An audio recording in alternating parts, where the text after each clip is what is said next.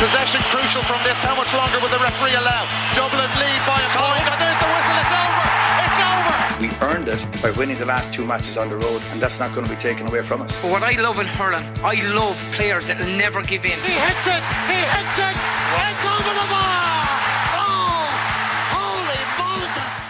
Hello everyone and welcome along to the RTE GAA Podcast. Lee Keegan will be with myself and Rory a little bit later on to chat football, but Anthony Daly is with us now to chat hurling, and a happy Clare man this morning as well, I'd say, Dalo. Relieved, Jacqui. Nice to be on with the two Cork people. We said we had to get you on, Dalo. It's a squally old Monday morning here in Clare, but no, look, it is relief, I suppose, because it was a heavy week, Jacqui, like, you know, especially my old game behind the bar, and that you have to listen to everyone, and it was just doom and gloom and why. And you know, the biggest one, the one I laughed at most, I was like, why did we bring on Tony Kelly? And I was just, if we lost it the way we lost it, and we didn't bring him on, why didn't we bring on Tony? Yeah. So, you know, look, ridiculous stuff in some ways. Unbelievable relief today to be right back in the hunt and have the destiny back in your own hands, I think, which is the major relief for Clare people. Do you know, isn't it mad the difference a week makes, right? Because you're so right. Everyone in Clare is like, oh, it's, you know, crisis, it's over. And suddenly then they do that and you're like, right, okay, now they can get straight into a Munster final. They'll have destiny in their own hands. Nothing has changed. Everything's fine. And they know they have it over Limerick. You know, for 55 minutes, they could have beaten Limerick as well. So I actually think they're in a great place. Yeah, it's funny, chat there on Saturday evening with Pat Ryan, Doon, ex-Limerick, like, you know, and he was saying, like, if you lose those ones, you'd like to be playing again on the Tuesday or Wednesday night. You'd be that, you know, to put it right. And if you win, maybe you'd like an extra week just to come down and reset. Didn't seem to affect Limerick now, have won. But for Clare, I'd say they were just, and like, look, for me, Ever Quilligan had a good game, you know, in goal, questions, and I was questioning. Dermot Ryan in the second half really bounced back to himself, and more especially for us, the young hurler of the year, Mark Rogers, I think, an outstanding game, you know, 1-4 from play, a line ball, brilliant line ball. So Davy Fitz probably not quite back to his best, but got a great goal at a crucial time. So that, again, with 3 weeks now to work and hopefully get the Tony Kelly right, the Darragh Lohan back right, and maybe an outside chance of getting Ryan Taylor back right, things have sort of panned into Clare's barrow, whereas with Cork having lost a head-to-head with Waterford, Pat Ryan will be, you know, he'll be anxiously looking at Walsh Park on Saturday night, won't he? Big time. He was sickened, Rory, as well, though, because, like, that's a game. I think if they take one more of those goal chances, the game was done. And they got on a great run just after half-time, Jacqui. But, like, you know, hurling can change so quickly. So I wasn't reading a huge amount into it. It was about whether or not you could sustain that. Obviously, the sending off had a huge bearing, because certainly the second Clare goal came about because there was lack of organisation in the defence, and it was very, very loose at that stage, and they were trying to reassert themselves. Now, I know people will give out about James Owens and the referee. Look, James Owens didn't put 326 on the board for Clare yesterday. I don't think Cork can have too many complaints on that front. I think people felt on that, though, Rory, 14 yellow cards is a lot. It's a very fair point. Very fair point. And 14 yellow cards and 1 red in... I'll be honest, Dalo, I don't know what you think, but it wasn't a dirty game. Like, it was played in a fairly good spirit. Would you think? Yeah, I tell you, Rory, I don't think there's really been much bad blood ever between Cork and Clare, bar my first night on the Sunday game, and you'll remember this, Simplegate. And Pat Spillane, the presenter. You can't condone that, Anthony. Oh my God. In front of the kids. In front of the children. Oh, man. But no, look, yeah, I would just say, like, on that, like, James, I just thought, I didn't get to watch it till 11:15 last night. That's another day's work. When we finished watching, Jacqui, I didn't stay with you for the football, Jacqui, sorry. That's all right.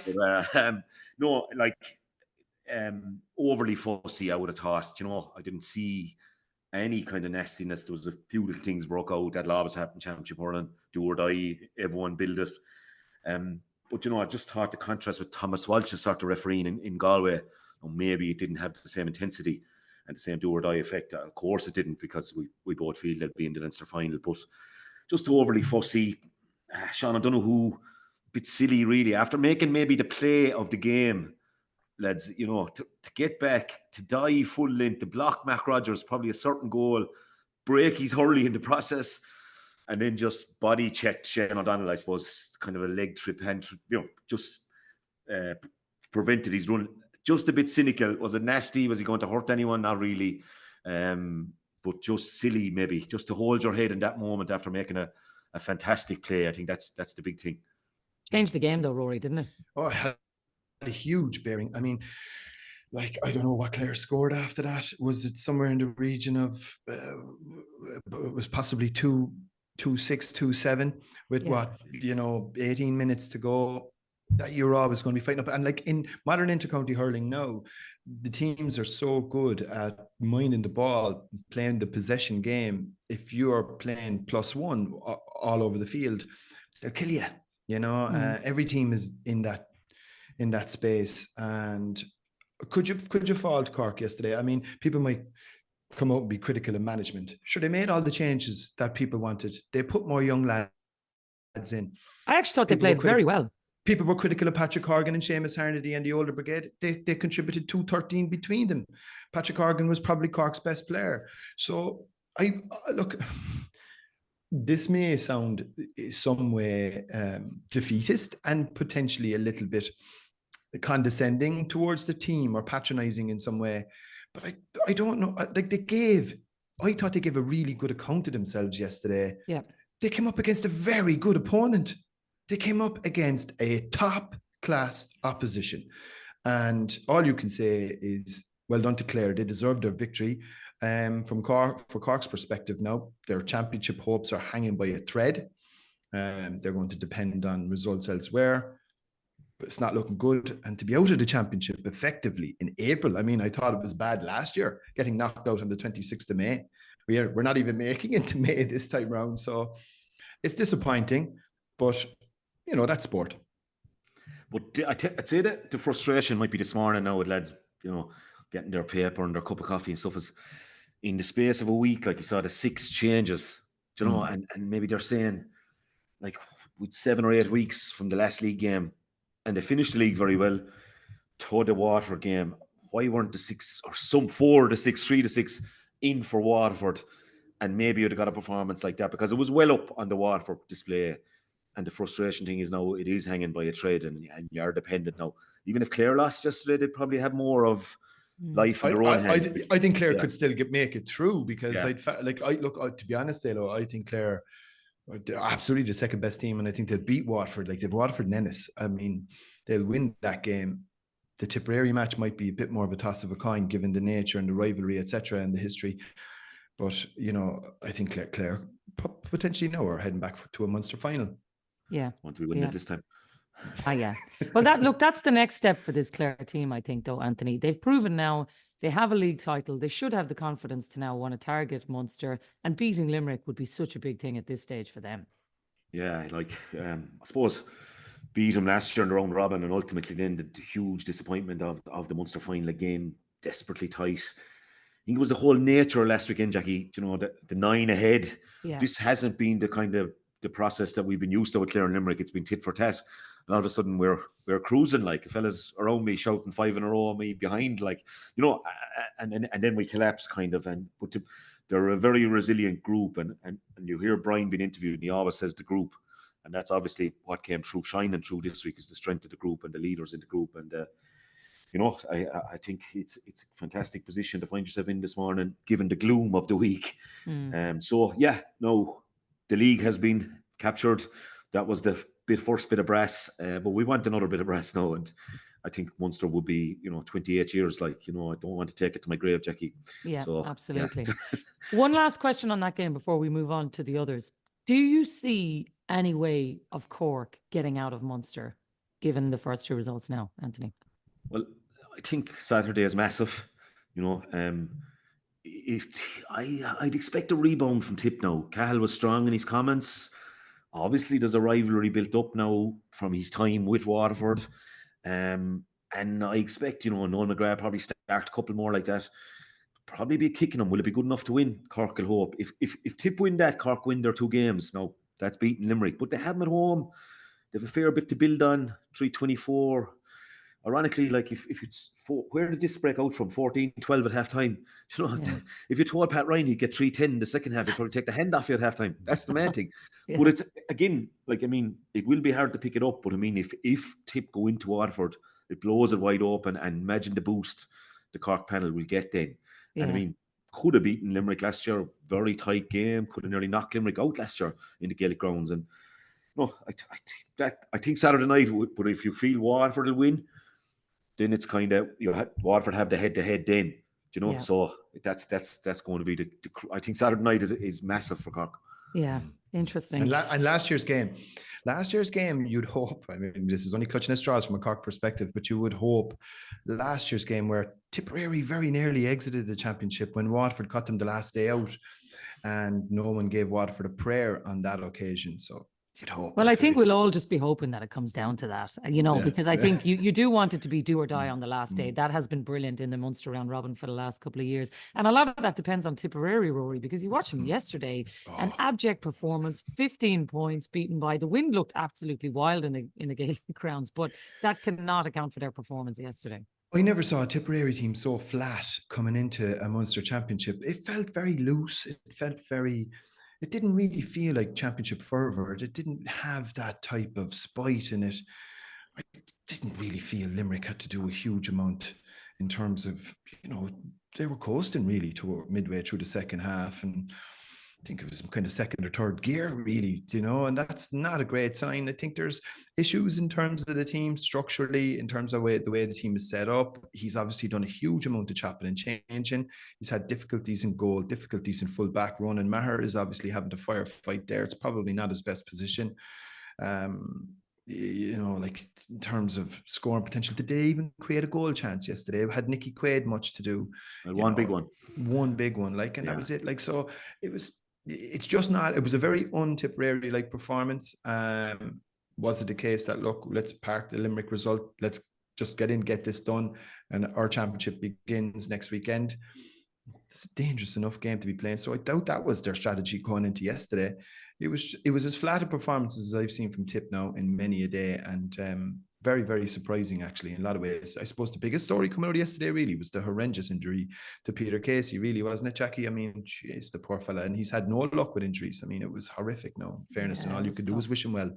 Yeah, like poor old Shane Dowling was sitting beside me when we were watching it off air, and they're obviously best mates like Anthony, so you're sitting there watching it. And even at the time for you guys, the whole air went out of the stadium. I think even for Limerick, you could see it in the players' body language. They knew they were going to win the game. They just wanted to move on and get out of there. But for him, it's awful luck given what he's been through. Oh yeah, it was terrible. We were at the other end of the field, Jack, but we obviously have the monitors, and you know the Limerick terrace is kind of under us, and like they were just all looking up at us, you know, to know how bad is this, like, you know, and it didn't look good. Chelsea was having a great game as well. He's just after burying a magic goal, and yeah, so sorry. I mean, you couldn't meet nicer people in the KC's, a bit of Clare breeding there, and they're but they really are now. So because I've known Peter from the old academy, and he's a great chap. And I used to be told always, you know, he'd be too small, and Mike used to be told he'd be too small to be a full back. Like, you think of the two of them, like, talk about punching. But look, hopefully, just for him, I know John Kiley, you know, said it, that they're getting the best ever. You know, of course they will. They're nearly a professional outfit, and they will do that. Yeah, the game.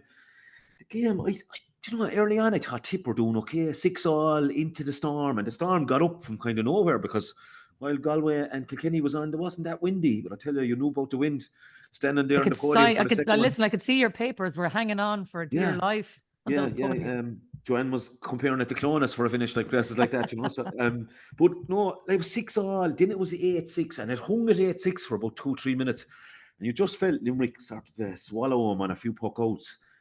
And I just saying it up there, like the next, from this to 35 or 37 or whatever he'll play, are absolutely monumental now for Tip. And they got it out to 12-6. Fair enough. Jason Ford got a free to make it 12-7. But even at 12-7 with Limerick and the wind, you don't feel they have a stranglehold, gotten it, like, and come out after. Then they brought on Noel and they brought on Bonner, and they got 2 points in a row, 15-11, wind at the back. Then Gillane comes up with that super play. Now, from Carl's point of view, the disappointing thing then is the way they sort of folded up tent at that stage and decided, no, this isn't our day, we'd be better here, and they got a hide, and then So that's the concerning thing in a week like that. You didn't fight on 115 to 11. Let's go up and get the next 2 points. Look at Kilkenny. I know we'll get to that. They conceded 2 sucker goals, but they come out and get the next 2 or 3 scores. Tip seemed to just decide, they're bad again. Limerick do it to us again. And that's the worrying thing from Tip point of view. And it was their leaders there at that stage. And I suppose, as Joanne did say, like if you're looking to Noel and to Bonner to keep being the leaders, that's a worrying point of view. So, yeah, it's a big week for Tip. It was a big week for Clare. It's a huge week for Liam Cahill and this group. And Dalo, it's only a small point now. And again, we're clutching at straws, we'll say, from a Cork perspective. But if 3 teams finish level on points, scoring differences comes into it, and getting hidings is no good. No, it could be huge, or even it might stand to Cork if things turn around for if Tip beat Waterford, Cork beating 3 points and 2 points, that it mightn't be fatal. So yeah, Limerick once they got into the gear, they were good. Like you even look at Adam English off the bench, like 4 points in play, like, and he's probably the one that's not affected by Peter Casey's injury. He wouldn't have known how serious it was, but he's just coming on once to say, "Hi, I'm Adam English here. I want my place," and he nails 4. And he's gone up the pecking order. You didn't see Seamus Flanagan, whether there's an injury or not, but Kylie holds all the aces there, doesn't he? But yeah, look, they're in the pole position again now, 2 from 2, a couple of weeks off. So yeah, they look as strong as ever. And the half-back line again for me was just phenomenal. Declan Hannon, lads, is getting back to frightening levels. I mean, I think if we were probably to nail it down to men of the match kind of territory, Hannon was in the top 3, like, and that's, people were saying, will he get back to his best certain age? And, Graham Mulcahy off the bench buzzing as well. So the hunger seems to be still there. Yeah, good stuff in Munster. Let's move on to Leinster then, lads. And look, we could easily jump in and talk about Kilkenny, Galway, but actually the biggest result of the weekend is the one that affects everything, Anthony. And you look at what Antrim have done, turning over Wexford. I don't know if anybody saw this. I don't know if anybody saw it coming, but it seems to me that Antrim have just said, hang on a second now, nobody's talking about us in this race to get out of here. Suddenly they've thrown themselves right in the mix here. Yeah, funny enough, Jack, all winter kind of I said there'll be an upset that Antrim or Carlow will catch. And it's not maybe a massive upset. We'll catch Wexford or Dublin in the home game. But I have to say, I got Waterford in last week after a 32-point beating in Nolan Park. I think everybody did. Yeah, and the Dunleary lads not back until later in the year, and maybe they're just behind where they were the last 2 years. Fairness to Darren, he was very emotional afterwards, Darren Gleeson, and I think that they felt, that they had to stand, and they watched it. I watched the GAA go. It was nice to be able to watch it. That's the thing with the GAA thing. I'd love to be able to watch the matches. Yesterday we couldn't. There was a slot there on Saturday night. I think we definitely could have had Clare and Cork or Kilkenny and Galway. But I watched it. It was lovely to watch it, and they really stood up, and they Leach in. If you took Leach in out of Wexford, they probably would have offered easier. So yeah, worrying times for Keith Rossiter, I think, and now for Antrim, as you say. It sets up potentially a winner-take-all in Parnell Park with the Dubs, because they'll fancy Parnell. All their club teams play super there in All-Ireland club semi-finals, and they like the thought of it. They'll get better as well now, because obviously the Dunleary boys now back in and getting fitter and more ready. And they had massive performances. I suppose Sean Elliott, Gerard Walsh, what a sideline ball to put him ahead. Full intent on putting it over. You saw the way he lined it up. So yeah, thrill for them as well, But Wexford, it is a bit worrying. Maybe we read too much a little bit into league form. That they are trying to blend young lads with more experienced lads, and that can be difficult for a while. But it's a big body blow to them, and it makes Saturday night now really magnified against Galway. They have to try and perform. Yeah, it's huge, because Neil McManus was saying to me yesterday, Rory, he was like, look, okay, I know they took a hiding the previous week and everybody will say, what are they doing up there, But actually, his point was Darren was targeting this game. He had this one in his mind and said, look, I don't actually care what happens the first week, because if we win this game, it doesn't matter, And like, in a way, it's probably risky, but actually now that it's paid off, you'll say, geez, he's a genius. Fair play, Yeah, big time. And I suppose there is a little bit of an extra a comfort blanket in Leinster in that you 5 round robin games as opposed to 4. So you can target specific matches and you can kind of play in your own competition. Would Antrim have said to themselves at the beginning of this campaign, can we make a Leinster final? I doubt it. I think they'd be realistic enough to realise that Galway and Kilkenny are a good bit ahead. But they could have absolutely targeted getting into that third place playoff, because Dublin hurling has regressed. The big issue for me was where Wexford have gone this year. I was expecting a lot more from them. And we've seen this from Wexford in the not too distant past. Last year, caught by Westmeath. They have that bogey performance in them every now and again. But like, I don't know if I think the credit here has to go to Antrim. They made home advantage pay. They got their selection right. Love the black shorts. The black shorts are dead cool. I think they should stick with those. Yeah. And they have a great chance now of making knockout hurling for the first time since the round robin came into existence. There's chances are they won't be in that relegation battle now to go back down to Joe McDonagh, like if they can build on this, obviously. And I think it's a huge shot in the arm for them, because I think sometimes people do tend to forget, like hurling in Antrim, as we all know, it's a bit like hurling on an island.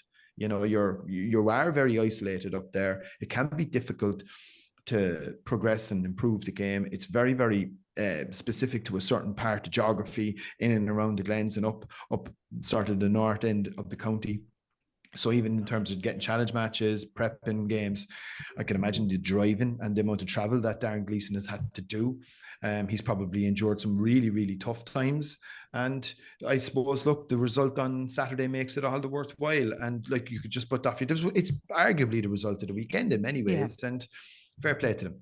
Yeah, I think it is. And the interesting thing now is, Anthony, what happens with them against Dublin? Because, you know, Rory makes the point there that Dublin have regressed. What have you made of what Micheál is doing? And do you actually think that game now has the potential to go either way? Yeah, Dublin will still be favourites, you know, home. And I suppose the pedigree, they've been in the top three last year. And yeah, it's just, I think for Micheál, a bit difficult. The younger brigade, like, they're decent, but is there really star, you know, all-star quality in there? But the big thing for him is some of the older brigade have really started to get fit. I don't mean get fit as in aerobically, I mean injury-wise. And he had huge performances, would say, from Dara Gray, who's had niggles. Owen O'Donnell, well, you know, out to wing back and was above in the square for the square ball that they were lucky to get. Conor Burke, huge game. And Danny Sutcliffe, like, what a warrior Sutcliffe still is for them. And, you know, when they got the 4 points up, he back in defence then and breaking up stuff. And then, obviously for them, that's what they need. They need a few of the younger fellas, you know, the two Hazes. They need a couple of those guys, Davy Keogh, these guys to step up. But they have it in their own hands now. They'd be like, they're on 3 points. You know, they went down an unlikely draw with 5 minutes to go in Wexford, and got the win in Carlow. 2 sticky away games. So in lots of ways, you'd say things are going okay. But they probably were fortunate enough to be as cosy looking as the scoreboard in Carlow. I mean, the square ball. And Sean Brennan made an incredible save as well, and would have put Carlow back in front, and couldn't see that, obviously. But I was on the way to an old thing in Tipperary, and Carlow... It was 13-9 Carlow. It was 13-9 Carlow at half-time. Yeah. The Carlow, the KLR or whatever they're called, Kilkenny Carlow Radio, the commentator, like, if you ever heard bias Brendan, I can't think of his second name, it's just the pantomime, like, Brendan great, brilliant, living every ball, you know, and they're really proud of their hurlers, and they've really made great progress under Tom Mullally, and they could have stolen, and Wexford have to go in there as well, remember, and we know how close Wexford were to the trapdoor last year, so it could be a massive one as well in the whole context of hurling in 24. Yeah, let's talk about the top two then, Rory, because I think it's hard to know whether it's a desperate missed opportunity by Galway, or given that they had a point given to them that was clearly wide, they had a very lucky goal. I don't know how Henry is going to be feeling this morning, but to me, my initial feeling was at some point you got to stand up and beat Kilkenny, and I thought that was a huge opportunity for them to do that yesterday. They've been in that situation before, at home and down in Nolan Park, and obviously last year's Leinster final. I mean, what a game that was to let slip. They will meet again, and it still is largely a lot of the same players that he's going to have to go back to. A lot of the more experienced players that he's still kind of drawn from, Conor Cooney's, David Burke's, Dahi Burke's. So I don't know. I mean, I just don't know where Galway are. I don't think we'll find out where Galway are until probably much later in the year. They will be in an All-Ireland quarter-final. That should be the bare minimum, which will be played at lunchtime. on a Saturday, which comes back to Dalo's point, which I do think, and in fairness, like the lads spoke about it yesterday on the program, and I know it's garnered an awful lot of traction today. The glut of fixtures all on top of each other, it is a problem. I think the GAA really now just need to accept this does not work. It does not work, and they need to accept it, and they need to figure out what they can do to try and fix it, because to have Galway Kilkenny going up against Cork Clare, going up against Limerick Tip, going up against God knows what else, and to have all that going on, that is not proper games promotion. And surely they know that. Yeah, agreed. I totally agree. And look, that is for the GAA to work out, which we do not have time to get into now. But just on that point about the meeting again, Anthony, and what they might have learned from yesterday, who's coming away there thinking, right, I have it sorted now? Yeah, like a lot of lads would have said probably that, you know, a real advantage Kilkenny, because everyone said Galway with the team that out, the bench even, and Derek Down, Cody, Mullen, Carey, Murphy, definite four first choicers that Galway would have to win at home. Kilkenny did all the hurling, didn't they? Like they stole a draw, really, Galway. But the only thing that with that is I firmly expect them to meet again in a Leinster final, and Henry might be able to say, when are we going to stand up against this crowd here? Let's come on, like, you know, through last year's final, and we let them into Tailteann, and we were haunted to get a draw, and are we going to stand up against this crowd? Like, from Ling's point of view, like the performances of Mossy Keown, John Donnelly, Tom Phelan, they just aren't they an awful template, like, for everybody. They just, I mean, they give away the goals, they go up and get the next 3 or 4 points.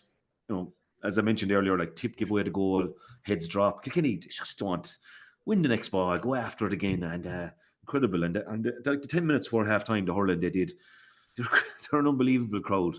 But they'll be anxious. Like the quality they're missing has to be back, though. Yeah. And whatever they have, Jacqui, if you could bottle it and sell it, you'd be a wealthy person. Like, yeah, they're special. They really are.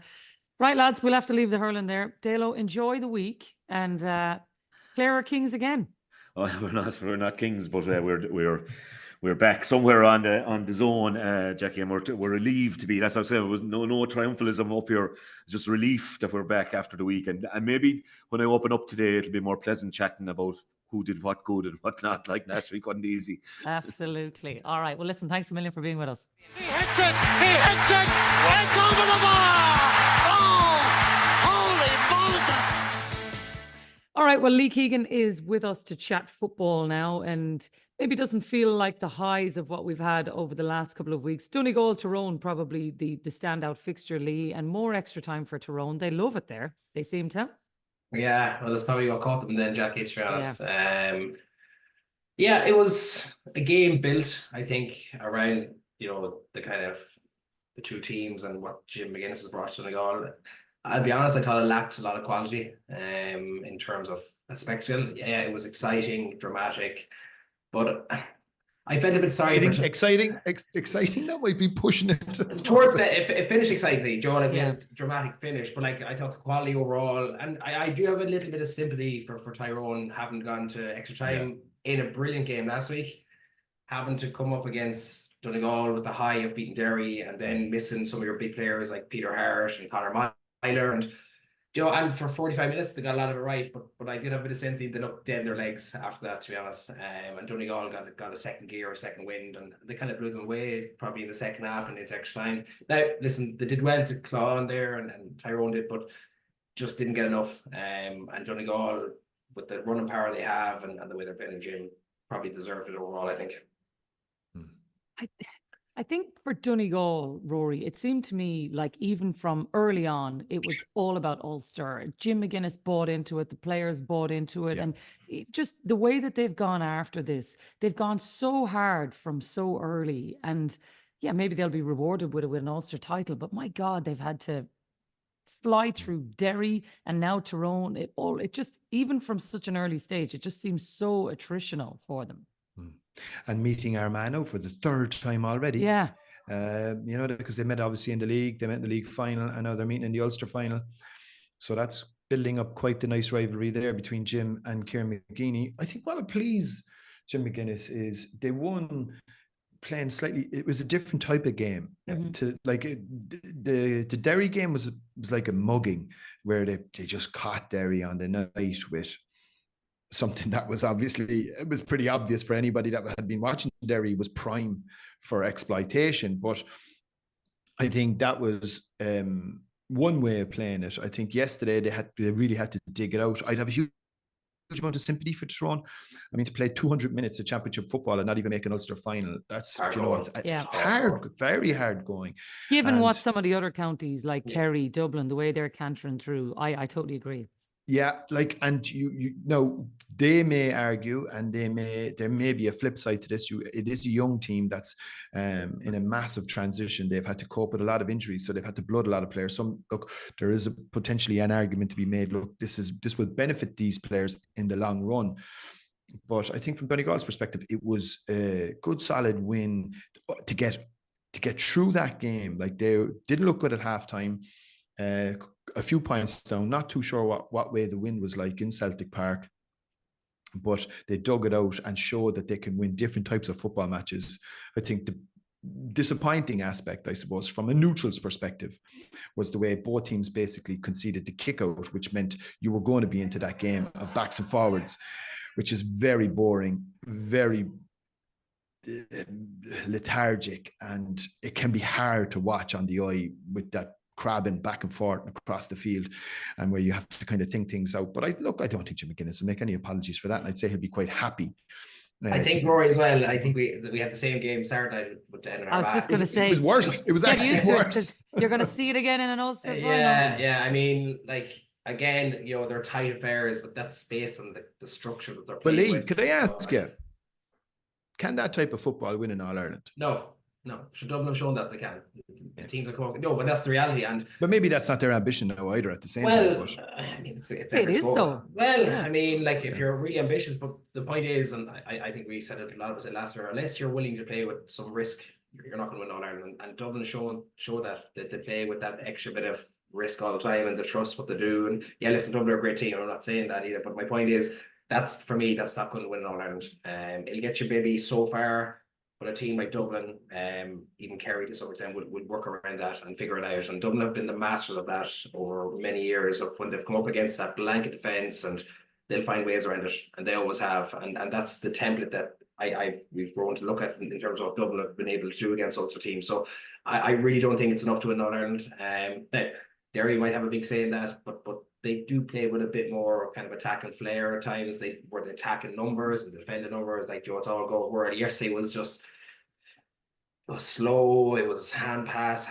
It felt like a game of handball at one stage when you're watching it, you know, because there was so much hand passing going on back and forth. I just don't see how a team with that kind of style can win an All Ireland in this day and age, like, you know. So if you take Armagh as an example, the way on Saturday, I mean, they look in better physical condition than they did even last year, I think. The way they transition the ball seems to be a lot faster, and they do seem to be able to put the right men in the right places. So if you are, I don't know yet if there are All Ireland contenders, who knows? But I do think it looks to me like they've added a layer to their game. Whether they can beat Donegal now is probably the next step on that, because silverware to that team would be the changing of a game, you'd imagine. So what about them, Lee? What are you seeing from Armagh?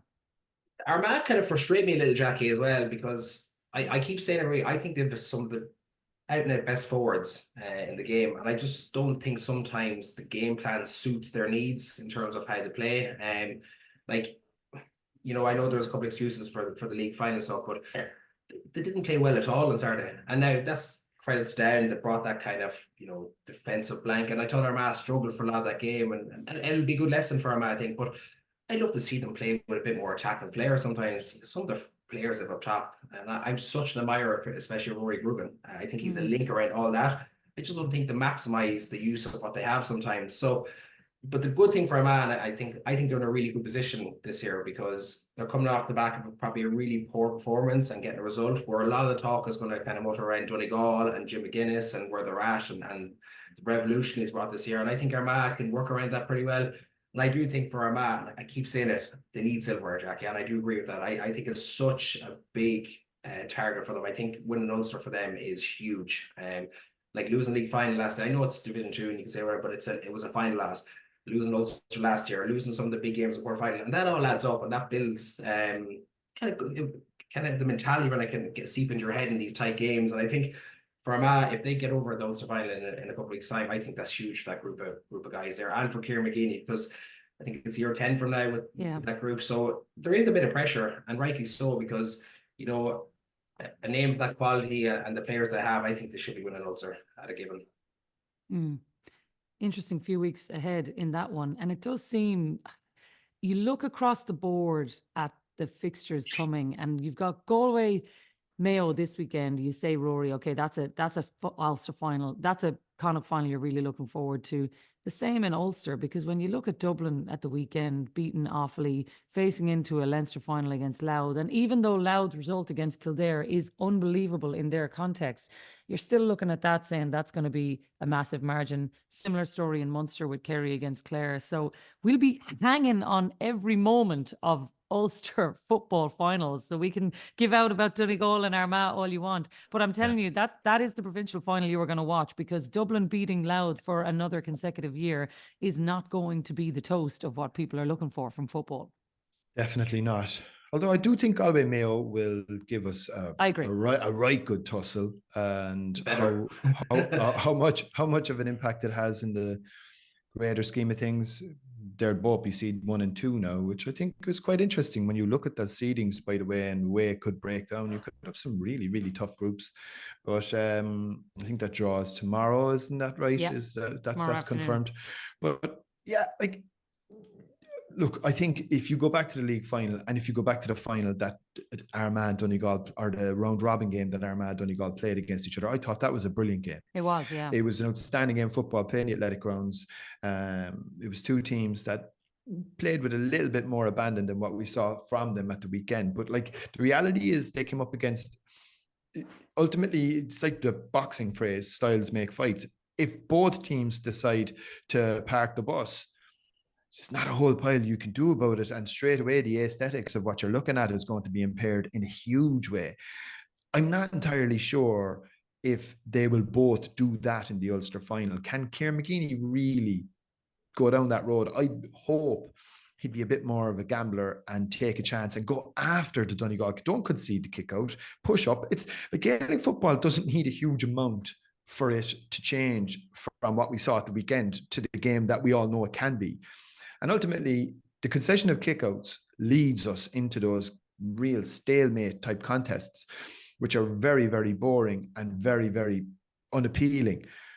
I think Armagh will go after Donegal, and I think Donegal might do likewise. And that's maybe hope. And you could get a really good open Ulster final, but what do they say? Hope isn't a strategy, you know? But Rory, Donegal have killed the kick out because of, you know, it's this is where football is so fickle, like, Joe, because Donegal absolutely pulverized Derry, right? Now you're thinking all these top teams are thinking, we can't do that. We can't sit up in this space. We have to suck back. And that's the psychology of football. And it's funny, it's Jim that's done it again, because he brought in this whole defensive thing, and now he's kind of eliminated the sweeper keeper to a degree, and teams all of a sudden are thinking, we can't sit up. That's very true, actually. With huge risk, because you know what, we'll get caught. And listen, Jim McGuinness has ruined football for the second time. But it's mad how it plays. I hear at a club level as well, teams are nearly afraid because they're, oh God, can that be us that might happen to? And that's just what Jim does. But like, you need a lot of luck, and they got a lot of luck in that Derry game because they targeted. But if you look at the stats, and stats don't tell a lot for me in terms of the game, but like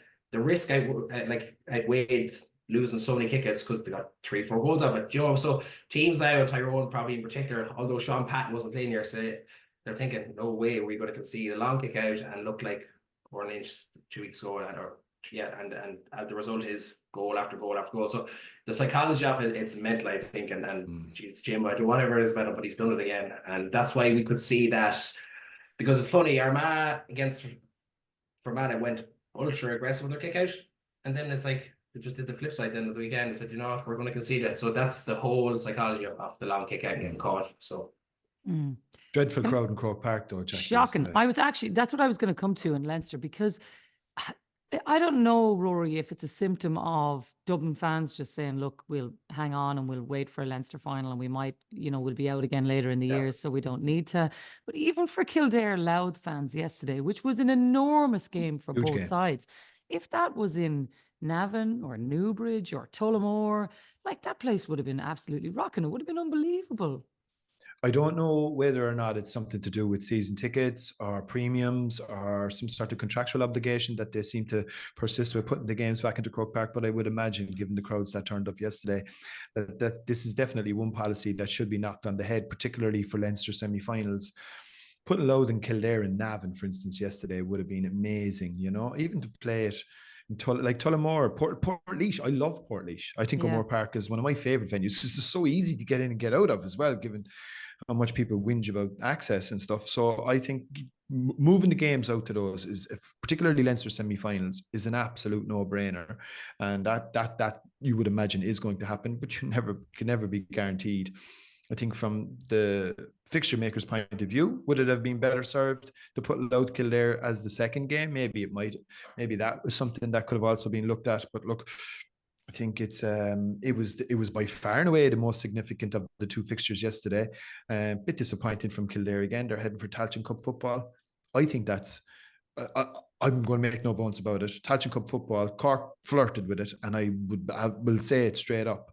It would be humiliation. It would be an embarrassment to be in the Tailteann Cup from Cork's perspective. So I'm going to say the same in relation to Kildare, and I think.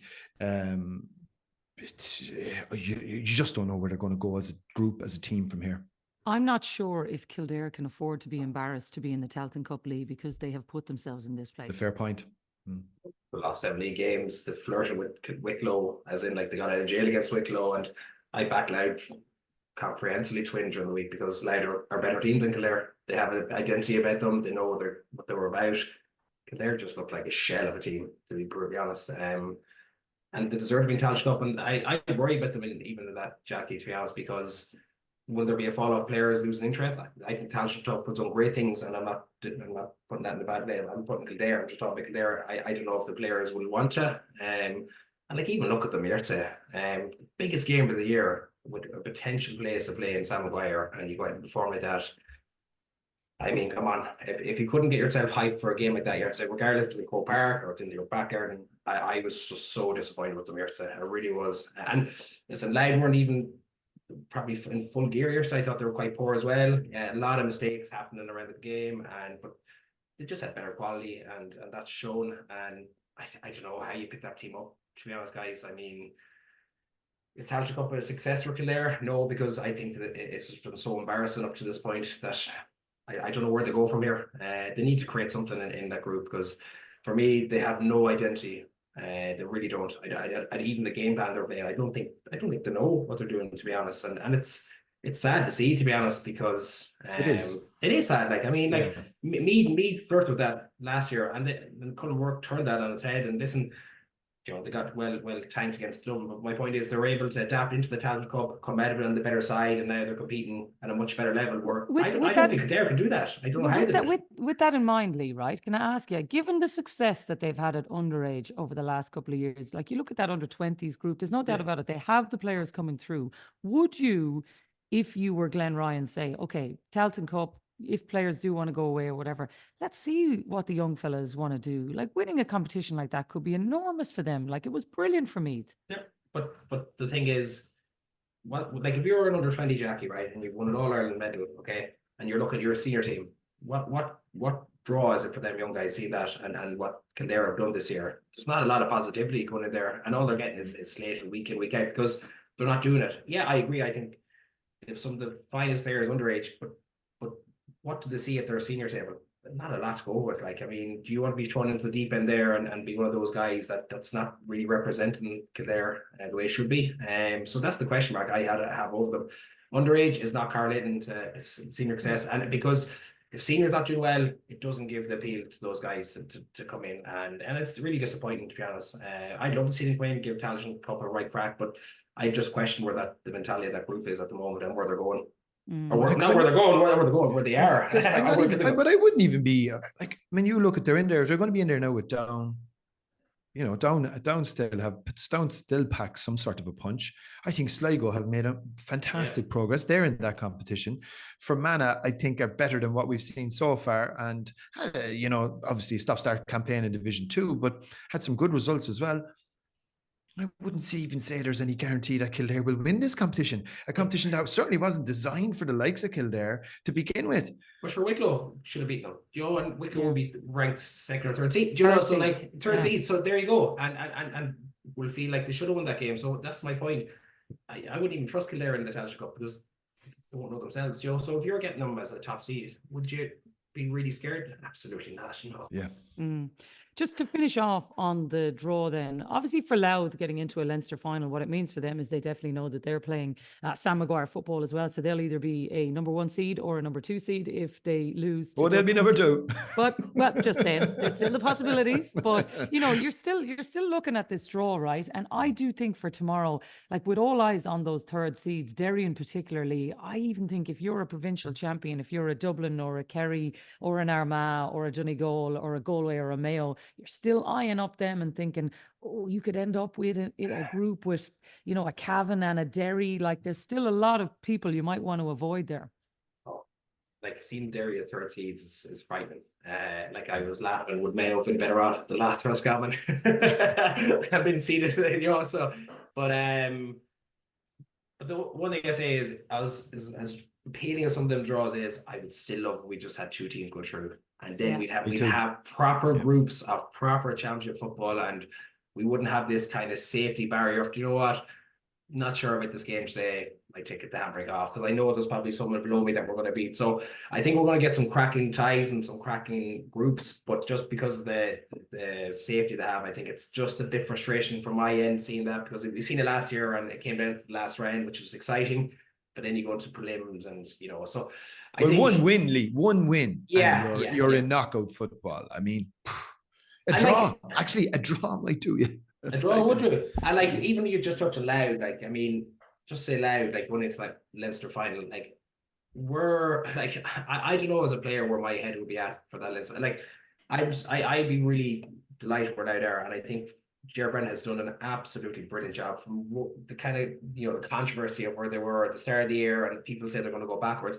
I think they've done brilliant. I really do. But I kind of, and I remember he made a kind of a joke, I might be in the Hill 16 with a Dublin jersey and a pack of cans watching the game. But like, it's how brilliant. Like, it's really good. But like, my point is, like, you're expecting them all, and okay, we remember last year. It's how Louth then try and get themselves right for the group stages. Like, and they took a couple of heavy defeats. Now they did really well against Mayo, I'll say that. But like, trying to get your head right for them group games is so difficult after having to play Dublin in the Leinster final. So that's the side of things. I'm like, oh God, like, is it like they're developing, but then they're hitting a wall. So trying to get back up to that level again is so difficult. The thing is for them though, Lee, if you look at, let's say, the 4th seeds in this, if you targeted one of them, you've got Cavan, Cork, Meath and Westmeath. I think Louth would feel they could beat any of those teams. Absolutely. But what damage is going to foresee in the Leinster final? And we're all making the same assumption, and you know, we all feel the same way. And so it's just how Louth recover after the Leinster final is going to be the biggest question. But Jerry's done great work. I would have tipped them probably nearly to go down Division 2. They really, really did so well. So